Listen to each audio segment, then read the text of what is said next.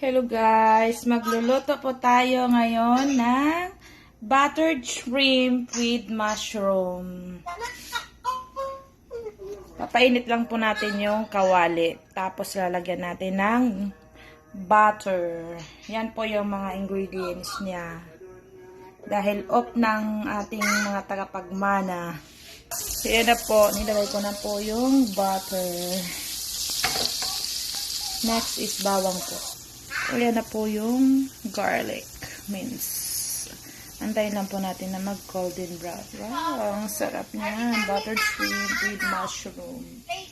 Ilalagay na po natin yung mushroom. Ayan, antayin lang po natin na mag-brown yung mushroom. Tapos lagay na po yung shrimp. Ayan, yung mga seasoning, salt, garlic, and black pepper. Lagyan ko na po ng black pepper at saka garlic at saka salt para may lasa siya.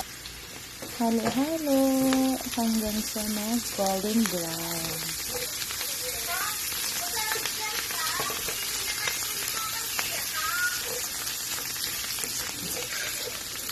Tapos kain na. Taob ang isang rice cooker. Yan, ilagay ko na po yung